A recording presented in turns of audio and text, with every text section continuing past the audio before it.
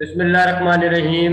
Dear students, welcome to your biology class. Biology की class में खुशामदीद। कल की क्लास में हमने मिड टर्म के हवाले से बात की। मैंने आपको बताया कि जो आपका मिड टर्म है स्कूल का 15 जनवरी से स्टार्ट हो रहा है। सो बायोलॉजी में आप हमारे बायोलॉजी में जो है वो 4 चैप्टर है सिलेबस में।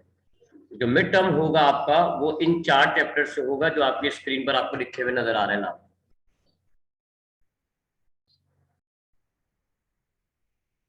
कौन कौन सा है जी? एक तो ये चैप्टर है इंट्रोडक्शन टू बायोलॉजी।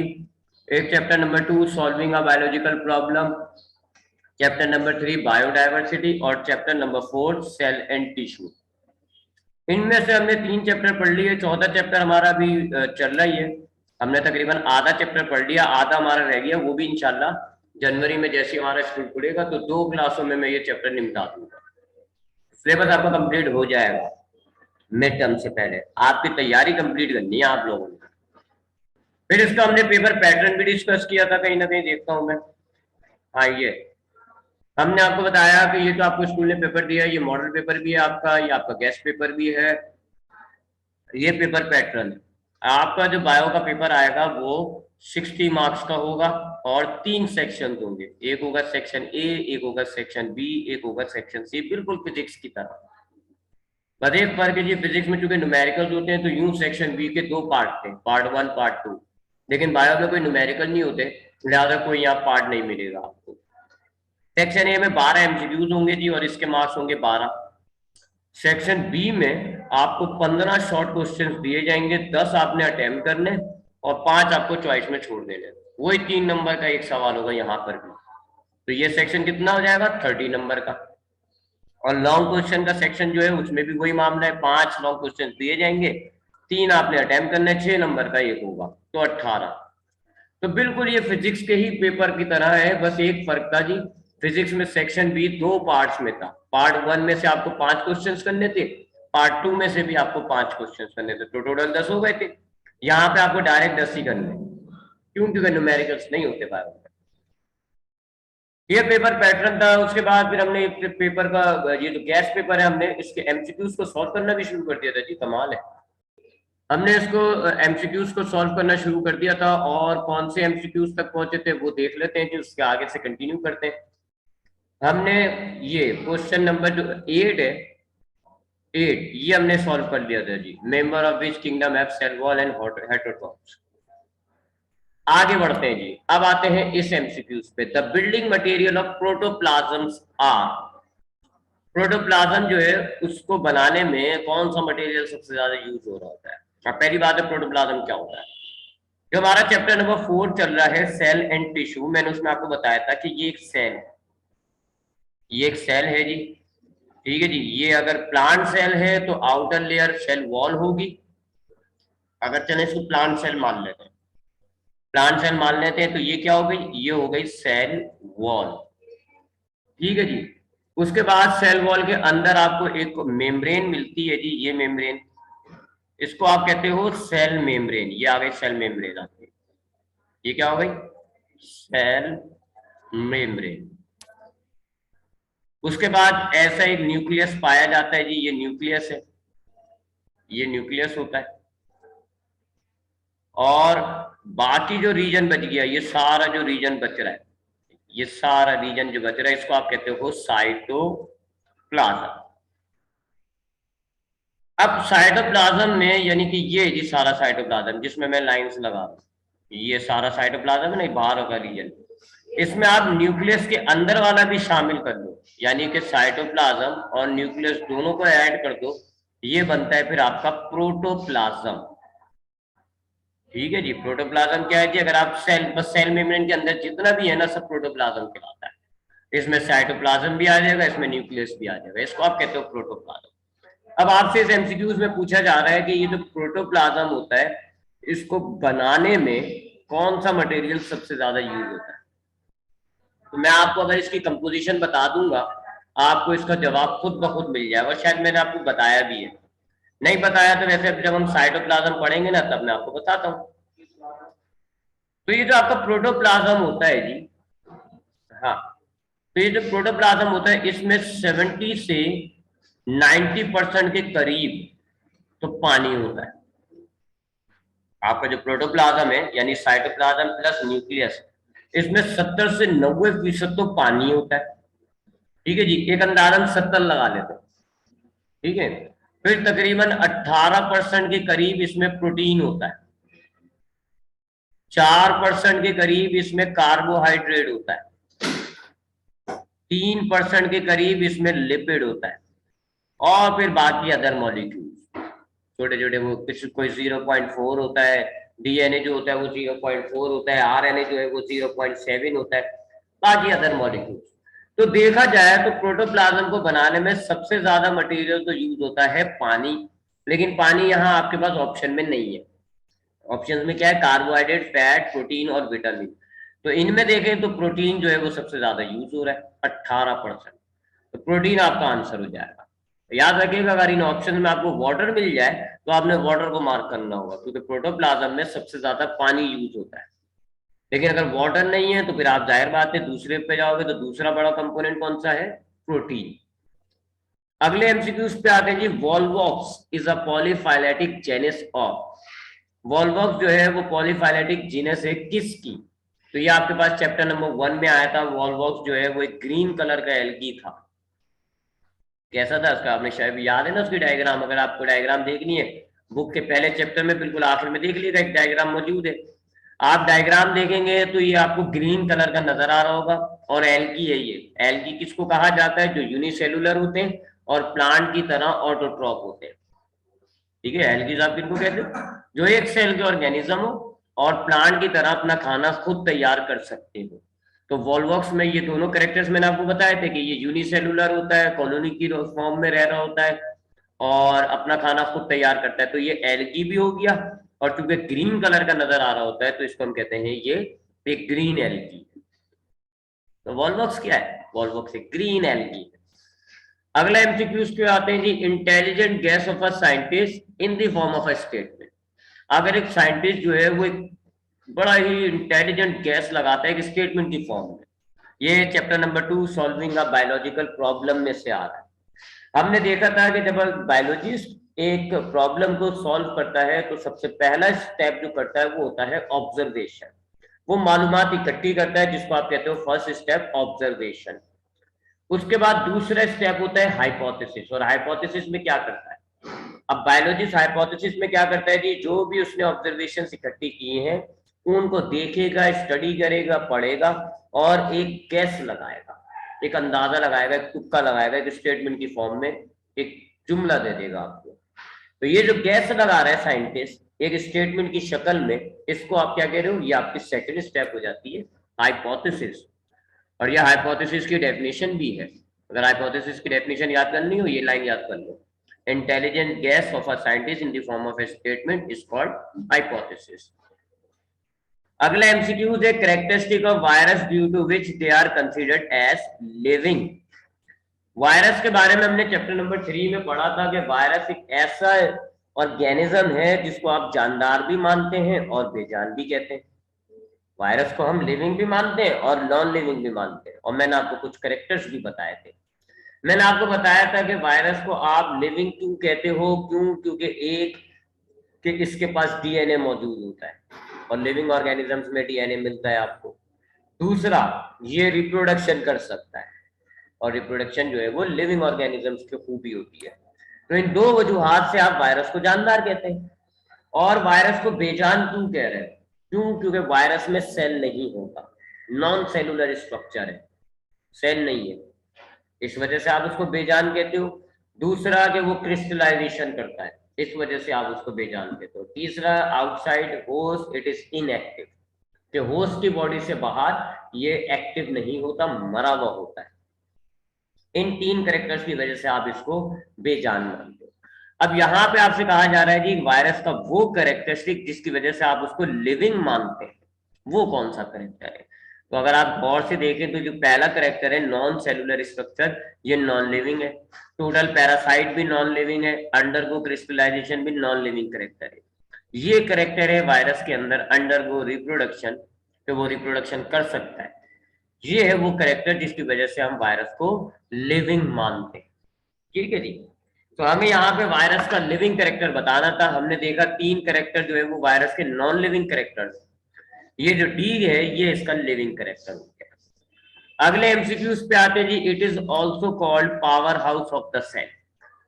अगर हमने सेल ऑर्गेनल्स पढ़ लिए हैं तो आपको इस एमसीक्यूज का आंसर पता होगा, और अगर आपने सेल ऑर्गेनल अभी नहीं पढ़े तो इंशाल्लाह जब हम सेल ऑर्गेनल्स पढ़ेंगे तब मैं आपको इसको और एक्सप्लेन कर दूंगा। आपके साइटोप्लाज्म में बहुत सारे ऑर्गेनल्स होते हैं, उनमें एक ऑर्गेनल होता है माइटोकॉन्ड्रिया। इस माइटोकॉन्ड्रिया को हम power house of the cell भी कहते हैं। क्यों? क्योंकि माइटोकॉन्ड्रिया आपके सेल को एनर्जी बना के देता है, आपके सेल को एनर्जी प्रोवाइड करता है, जिसकी वजह से आपका सेल जिंदा रहता है, काम करता है। अगर आप अपने सेल्स के माइटोकॉन्ड्रिया को खत्म कर देंगे तो आपके सेल्स को एनर्जी नहीं मिलेगी और आपका सेल मर जाएगा। तो आपके सेल को ये पावर दे रहा है, लिहाजा इसको आप पावर हाउस भी कहते हैं। तो हम जब माइटोकॉन्ड्रिया को पढ़ेंगे डिटेल में तब मैं आपको इसको और ज्यादा डिटेल में बताऊंगा। अगले एमसीक्यूज पे आते हैं। Scientific name of frog. ये पहले चैप्टर से पूछा जा रहा है जी आपसे कि साइंटिफिक नेम जो है फ्रॉग का वो क्या है। तो वो तो आप सबको पता है जी, Rana tigrina is the scientific name of frog. Biological name of cat, ये आपके पास चैप्टर नंबर 3 से है। ये जो बायोनोमियल नोमेनक्लेचर पढ़ा था उसके बाद आपके पास एक बुक में टेबल है जिसमें तकरीबन 3 प्लांट और 3 एनिमल्स के बायोलॉजिकल नेम लिख के दिए हुए, उनमें से कैट भी है। तो बायोलॉजिकल नेम जो है कैट का वो क्या होता है याद कर लेगा। वो तीनों प्लांट के नाम याद होने चाहिए, तीनों एनिमल, यानी वो पूरा टेबल याद कर लेना। जरूरी नहीं है कि सिर्फ कैट का पूछ लिया जाए, हो सकता है मैंगो का पूछ लिया जाए, हो सकता है ब्रासिका का पूछ लिया जाए। तो 6 कैरेक्टर्स, 6 साइंटिफिक नेम तो आपके पास उस चैप्टर में, और 2 आपको तो पहले से पता है, फ्रॉग का और मस्टर्ड का। मस्टर्ड का क्या होता है? Brassica campestris. फ्रॉग का क्या होता है? Rana tigrina. तो फ्रॉग, इसका कैट का जो बायोलॉजिकल नेम है वो है फिलस कैटस। ठीक है, ये पूरा टेबल याद कर लीजिएगा। अगला एमसीक्यू है सिलेक्ट द ऑड वन, यानी इन चारों में से जो बिल्कुल इन चारों में डिफरेंट है, ऑड मतलब डिफरेंट, वो आपको बताना है। ठीक है, 4 ऑप्शन कौन से हैं? एक्टिव डिफ्यूजन, फैसिलिटेटेड डिफ्यूजन और ऑस्मोसिस। अब 4 में से 3 जरा सिमिलर होंगे, एक डिफरेंट होगा। जो डिफरेंट है वो आपको बताना है। तो ऑस्मोसिस में आपको बताता हूं जी। ऑस्मोसिस क्या होता है? अगर आप वाटर मॉलिक्यूल्स को हाई से लो लेकर जाते हैं। वैसे ये डिफ्यूजन क्या होता है? अगर आप सॉलिड और लिक्विड के मॉलिक्यूल, सॉलिड और गैस के मॉलिक्यूल्स को हाई से लो लेके जाते हैं। तो ये दोनों सिमिलर हो गए ना, क्योंकि इन दोनों में मॉलिक्यूल्स हाई से लो की तरफ जा रहे हैं। बस फर्क क्या है मॉलिक्यूल्स का? यहाँ पानी के मॉलिक्यूल्स होते हैं ऑस्मोसिस में, और डिफ्यूजन में सॉलिड और गैस के। इसी तरह फैसिलिटेटेड डिफ्यूजन में भी मॉलिक्यूल जो है वो हाई से लो जाते हैं, लेकिन एक मॉलिक्यूल के थ्रू जाते हैं। एक चैनल प्रोटीन नाम का मॉलिक्यूल होता है, उसके जरिए से जा रहे होते हैं। तो ये तीनों सिमिलर हो गए क्योंकि तीनों के अंदर मॉलिक्यूल जो है वो हाई से लो की तरफ जा रहे होते हैं। डिफ्यूजन में भी हाई से लो की तरफ जा रहे हैं, फैसिलिटेटेड डिफ्यूजन में भी हाई से लो की तरफ जा रहे हैं, और ऑस्मोसिस में भी हाई से लो जा रहा है।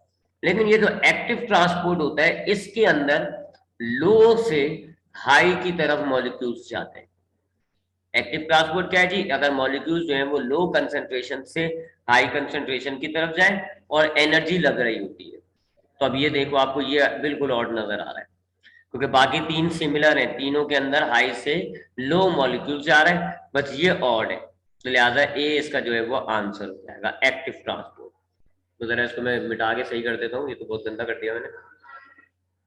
तो इसका आंसर क्या है जी? इन चारों में बिल्कुल अलग सा जो प्रोसेस है नजर आ रहा है वो हमें है एक्टिव ट्रांसपोर्ट। डीएनए के बारे में पूछा जा रहा है। DNA is present in dash. DNA किसके अंदर मौजूद होता है जी? न्यूक्लियस के अंदर मौजूद होता है, क्रोमोसोम्स के अंदर, सेल के अंदर, या न्यूक्लियोप्लाज्म में। तो देखिए जी, सेल जो है, सेल के अंदर होता है न्यूक्लियस, न्यूक्लियस के अंदर होता है न्यूक्लियोप्लाज्म, न्यूक्लियोप्लाज्म के अंदर होते हैं क्रोमोसोम। मैं आपको यह डायग्राम बताता हूँ। ये सेल है, सेल के अंदर होता है ये न्यूक्लियस, न्यूक्लियस के अंदर ये सारा जो जेल टाइप पोर्शन है इसको आप कहते हैं न्यूक्लियोप्लाज्म। इसमें ये क्रोमोसोम्स मौजूद होते हैं, और क्रोमोसोम्स में होता है डीएनए। डीएनए कहाँ है? इनके अंदर है डीएनए। ठीक है, तो इसका करेक्ट आंसर हो जाएगा जी क्रोमोसोम्स। ठीक है, अगला है जी study of structure function and composition of cell and cell organelles. Biology की वो ब्रांच जिनमें हम सेल और सेल ऑर्गेनल्स के बारे में पढ़ते हैं, उसको आप क्या कहते हो? उसको आप साइटोलॉजी कहते हो, या फिर उसका दूसरा नाम जो है वो सेल बायोलॉजी। तो ये एमसीक्यूज हो गए जी, तकरीबन 12 तो मार्क हुए हैं, लेकिन और करके आप लगा लें 25-26 एमसीक्यूज है। तो ये सारे एमसीक्यूज हो गए, मैं दोबारा रिपीट कर रहा हूँ, फिर अपने आंसर्स को मैच कर लिएगा। पहला एमसीक्यूज है साइंस, बल्कि पहले इसको मिटा के अच्छे तरीके से ना कर दे, इसको जरा रब कर लेते हैं सबको, और फिर अच्छे तरीके से इसको मार्क कर लेते हैं।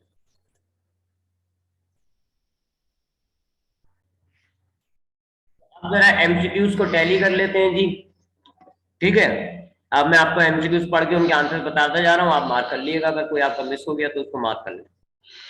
पहला एमसीक्यू है science of diagnosis and treatment of disease, it is called medicine. Number 2, select the odd one, इनमें से आपको अजीब बिल्कुल जो बिल्कुल अलग है वो बताना है, तो वो बिल्कुल अलग रेशियो है।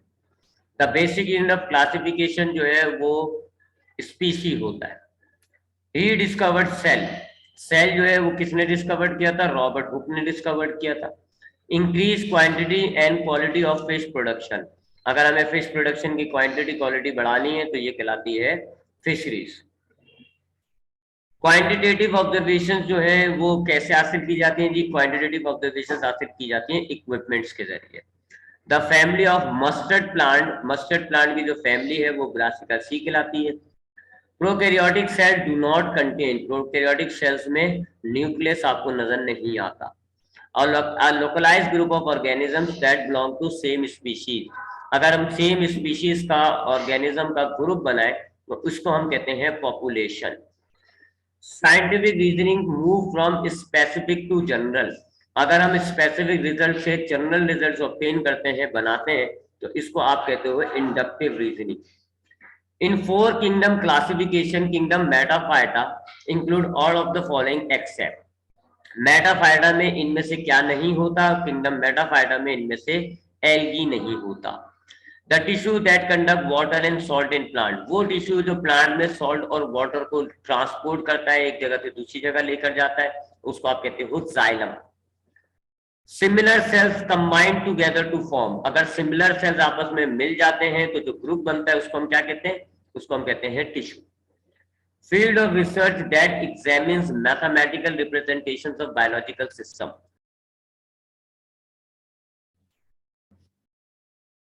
अच्छा जी, field of research that examines mathematical representation of biological system, अगर हम बायोलॉजिकल सिस्टम्स में मैथमेटिकल रिप्रेजेंटेशंस को एग्जामिन करते हैं तो ये फील्ड कहलाती है मैथमेटिकल बायोलॉजी। उसके बाद है जी member of which kingdom have cell wall and all are heterotrophs, वो जिनमें सेल वॉल भी होता है और हेटरोट्रॉप्स भी होते हैं उनको हम कहते हैं fungi. The building material of protoplasm जो है वो प्रोटीन होता है जी। वॉलवॉक्स जो है वो एक ग्रीन एल्गी है। अगर एक साइंटिस्ट इंटेलिजेंट गैस देता है स्टेटमेंट्स की शक्ल में, इसको हम कहते हैं हाइपोथेसिस। वायरस का वो करेक्टर जिसकी वजह से वो लिविंग माना जाएगा, अंडरगो रिप्रोडक्शन। सेल के अंदर पावर हाउस क्या कहलाता है जी? Mitochondria. Scientific name of frog जो है वो है राना टिग्रीना। सिमिलरली जो साइंटिफिक नेम या बायोलॉजिकल नेम है कैट का वो है फिलस कैटस। इनमें से जो बिल्कुल अजीब है, ऑड है, वो है एक्टिव ट्रांसपोर्ट, क्योंकि इसमें लो से हाई मॉलिक्यूल्स जाते हैं। डीएनए प्रेजेंट होता है जी क्रोमोसोम्स में, जबकि सेल और सेल के ऑर्गेनल्स की स्टडी को हम कहते हैं साइटोलॉजी। ये हो गए जी एमसीक्यूज। अब आते हैं सेक्शन बी यानी कि शॉर्ट क्वेश्चन आंसर की तरफ। सेक्शन बी के अंदर जो है आपके पास 15 क्वेश्चन आएंगे, आपने उनमें से 10 को अटेम्प्ट करना है, 5 आपको चॉइस में छोड़ना है। रिमेंबर यहाँ पर आपको जो गेस्ट पेपर में और करके दिया जा रहा है, ऐसा मामला नहीं होगा। आपको बताया जैसे क्वेश्चन नंबर 2 लिखा हुआ होगा एक, फिर क्वेश्चन नंबर 3 एक होगा, क्वेश्चन नंबर 4 एक होगा, क्वेश्चन नंबर 5 एक होगा, ऐसे करके आपको क्वेश्चन नंबर 16 तक लिखे हुए होंगे। ये टोटल 15 क्वेश्चन बन जाएंगे, आपने इनमें से 10 को अटेम्प्ट करना है, ठीक है। यहाँ पर चूंकि सवाल ज्यादा होते हैं जरा इंपॉर्टेंट क्वेश्चन, इसलिए और करके जो है वो आपके एक एक क्वेश्चन में बहुत सारे डाले हुए। ऐसा मामला बोर्ड में नहीं होगा इतने अच्छे, या आपके मिड टर्म में भी ऐसा नहीं होगा कि एक एक क्वेश्चन के बजाय वो 2-2 क्वेश्चन हो। बहरहाल अगर हम एक एक सवाल को अगर हम नजर, अच्छा हाँ 3 नंबर का सवाल है जी, लिहाजा ये और रखिएगा जी, 3 नंबर का है, ज्यादा बड़ा सवाल मत लिखिएगा इसका जवाब। 3 नंबर का है, बस 3 नंबर के हिसाब से ही आपने जवाब लिखना है। तब देख लेते हैं जी कौन कौन से सवाल आते हैं। पहला सवाल है जी, define any 3 branches of biology. आपने कोई सी भी बायोलॉजी की 3 ब्रांचेस को लिखना है। अच्छा, यहाँ बेहतर बेहतर यही होगा कि वो जो आपकी 3 मेन ब्रांचेस है ना, जोलॉजी, बॉटनी और माइक्रोबायोलॉजी, उनको ना लिखिएगा, दूसरी लिखिएगा। अगर आपसे कहा जाता है डिफाइन 3 फंडामेंटल ब्रांचेस, ये मैंने आपको पहले चैप्टर में भी बताया था। अगर आपसे कहा जाता है define 3 fundamental branches of biology, तो फिर आप लिखेंगे जोलॉजी, बॉटनी और माइक्रोबायोलॉजी। और अगर फंडामेंटल का वर्ड नहीं आता, लिखा हुआ आता है define any 3 branches of biology, तो फिर उनको नहीं, उनके अलावा कोई सी भी लिख दें, बहुत सारी है। Morphology, anatomy, histology, cytology, physiology, palaeontology, embryology, environmental biology, इनमें से कोई सी भी 3 ब्रांचेस को आपने लिखना है, हेडिंग डालेंगे और उनके डेफिनेशंस लिख देंगे। दूसरा सवाल है कि draw a chart showing steps involve in biological method. आपको चार्ट बनाना है जिसमें बायोलॉजिकल मेथड के जो स्टेप्स हैं वो शो हो रहे हैं। ये आपको चैप्टर नंबर 2 में मिलेगा, आपको नोट्स के अंदर भी एक चार्ट बना हुआ है। मैंने आपको कहा भी था कि ये चार्ट आप याद कर लीजिएगा, ठीक है। तो वो चार्ट आपने जो आपकी बुक में भी मौजूद है, नोट्स में भी मौजूद है, सिर्फ वो चार्ट आपको ड्रॉ करना है। अच्छा सा प्रॉपर सा चार्ट लिखिएगा, याद रखिएगा उस चार्ट में जो एरोज हैं उनको सही तरीके से, सही बिल्कुल उसी ऑर्डर में बनाइएगा। जैसे जैसे एरोज बनी हुई है ना, जैसे ऑब्जर्वेशन के बाद है हाइपोथेसिस, उसके बाद है रीजनिंग, बिल्कुल ऐसे ही रखिएगा। आगे पीछे कर दोगे अगर आप टैब्स को तो गलत हो जाएगा। ये चैप्टर 2 में है। फिर क्वेश्चन नंबर 3 देखें जी, write the classification of human and pea plant. Human और पी प्लांट की क्लासिफिकेशन लिखनी है। अब ये चैप्टर नंबर 3 में आपने किंगडम, फाइलम, क्लास, ऑर्डर यानी टेक्सोनोमिक हिरार्की पढ़ी है।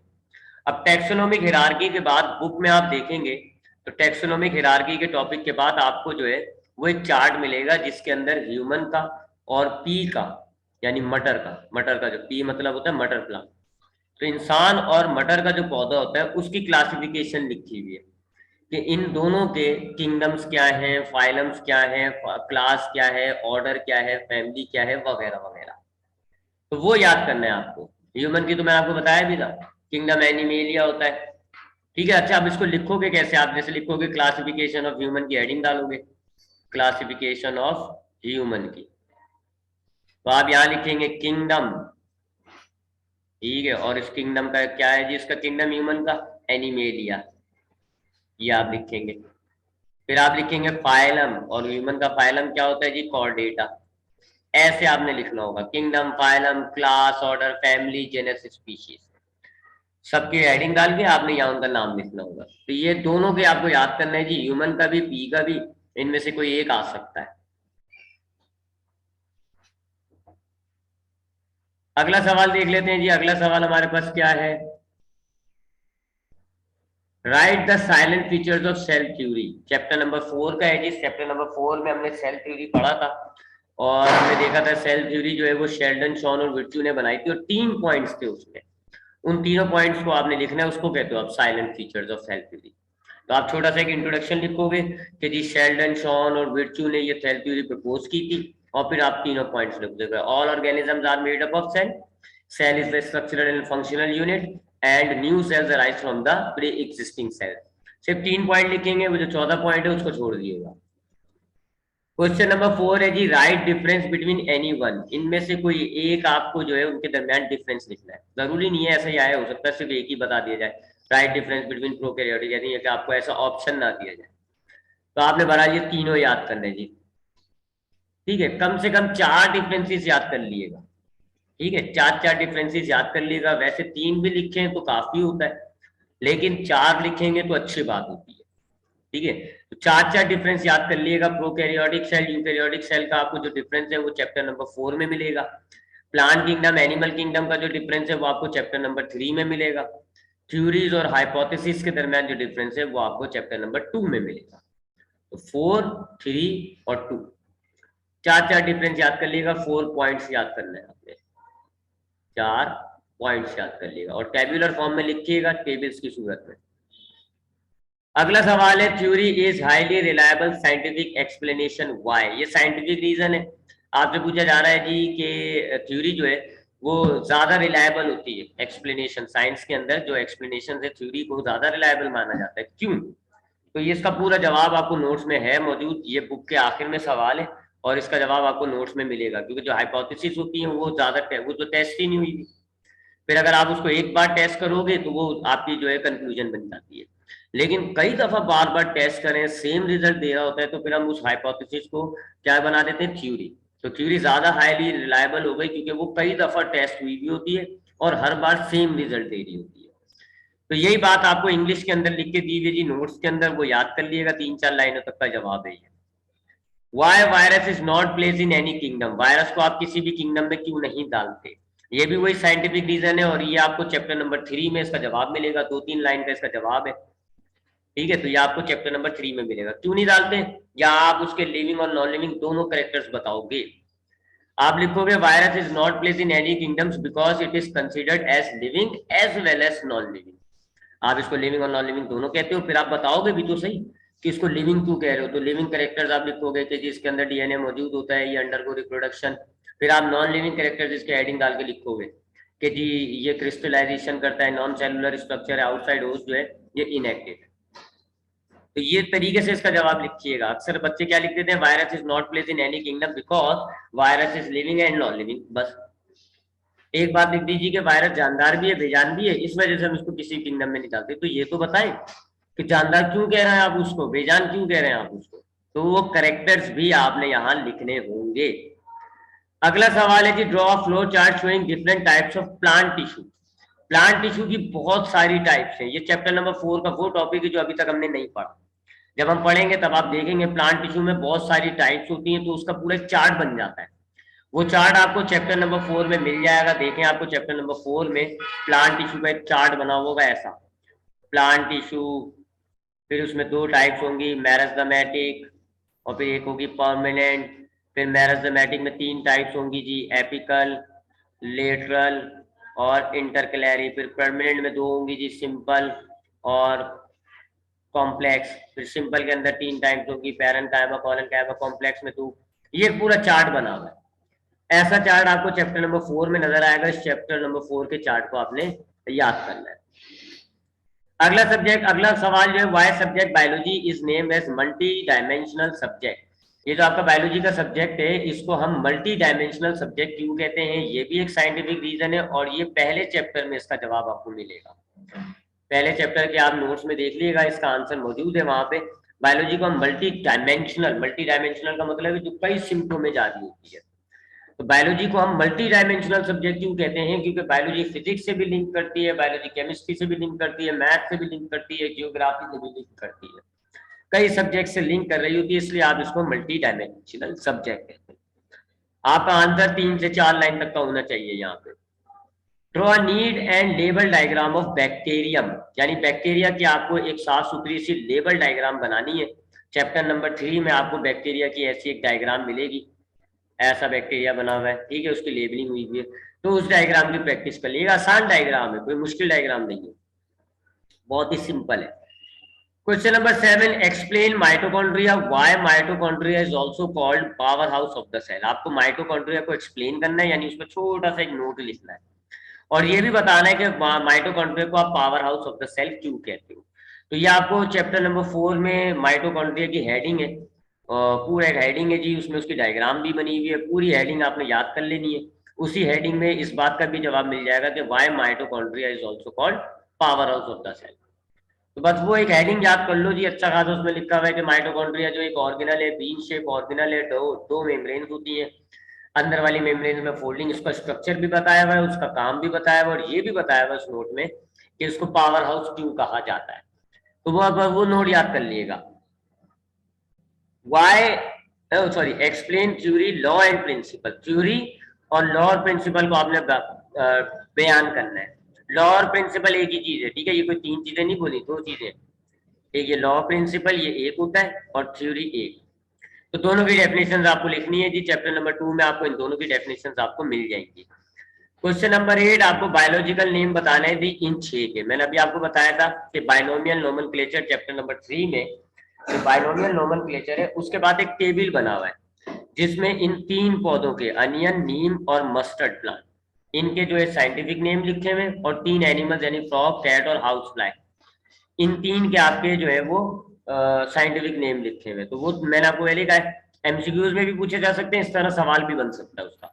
तो इनके साइंटिफिक नेम आपको याद करने चाहिए जी। चैप्टर नंबर 3 में आपको इनके साइंटिफिक नेम मिल जाएंगे। 2-2 वर्ड्स के नाम है, तो 12 वर्ड्स हो जाएंगे बस ये तो। अगला है जी ये वाला सवाल, how population is different from community. Community और पॉपुलेशन में क्या फर्क होता है, ये भी एक साइंटिफिक रीजन है। चैप्टर नंबर 1 में आपको इसका जवाब मिलेगा, और वैसे भी हमने बताया हुआ है आपको इसका जवाब कि पॉपुलेशन और कम्युनिटी दोनों ग्रुप ऑफ स्पीशीज होती है। बस फर्क ये है कि पॉपुलेशन में जो हम स्पीशी रखते हैं और स्पीशी का जो ग्रुप बनाते हैं वो सिमिलर स्पीशीज होती है।